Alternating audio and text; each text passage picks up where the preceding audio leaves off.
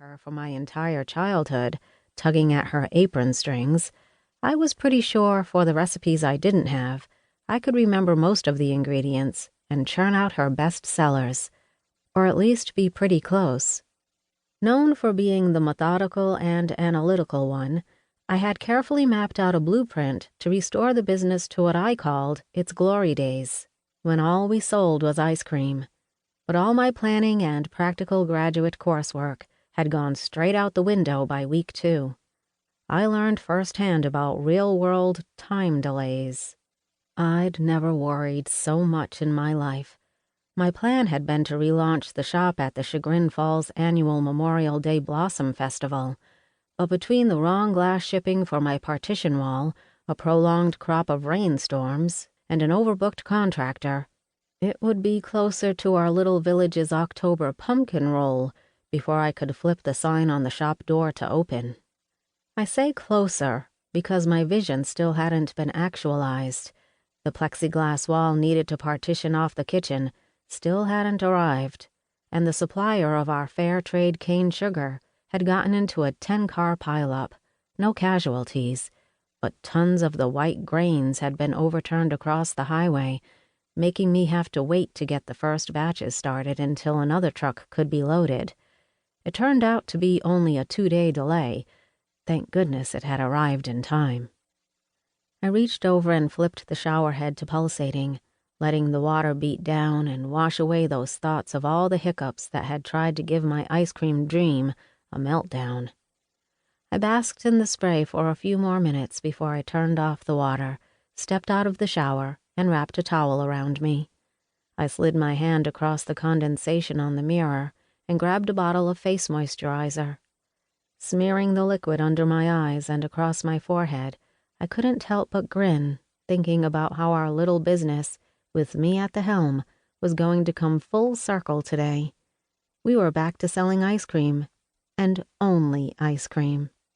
I pulled off my shower cap, ran a comb through my hair, and felt the first of the butterflies flapping around in my stomach. I whispered a little prayer and headed back to my bedroom to get dressed. My grandfather had often reminisced about how hard it had been for him and my Grandma Kay to start that little shop. Just relocating to the village of Chagrin Falls, a suburb of Cleveland from the south, had been an ordeal. My grandma hadn't gotten used to the snow and cold when they took on the business of digging in a frosty freezer every time she served a customer. But then she'd made it her own.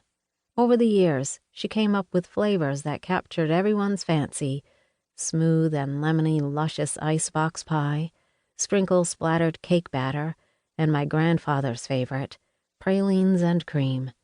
Folds of gooey sweet caramel and salty praline pecans swirled into her homemade vanilla bean ice cream. But selling ice cream in a place where 4 seasons sometimes slid into 2, either hot or cold, meant our family business had hit more bumps than the almond-filled Rocky Road ice cream my Grandma Kay used to whip up for her famous cakes. So, to keep up, other family members had stuffed the shop shelves with non-ice cream items in an attempt to keep it viable all year round. Crewse Creamery had become more of a novelty shop. T-shirts, Chagrin Falls memorabilia, hot dogs, lemonade, and candy. "No one wants ice cream in the wintertime, Bronwyn," my Aunt Jack had said, calling me by my full name, something no one did, while setting up an Ohio lottery machine she'd purchased. "We have to follow the money. Diversify." With Aunt Jack's changes, our family business had been teetering on the point of no return, especially after she stopped making ice cream by hand. She ordered mix for soft serve and frozen tubs all the way from Arizona.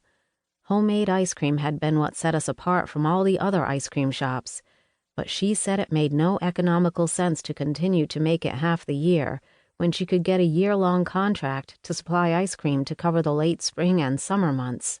Luckily, she'd found love on the internet and moved to follow her man to the Tar Heel state before the first shipment arrived. My radio alarm clock had popped on at 5 and was issuing a weather alert when I got back to my room. Cold, wet, dreary. Pulling back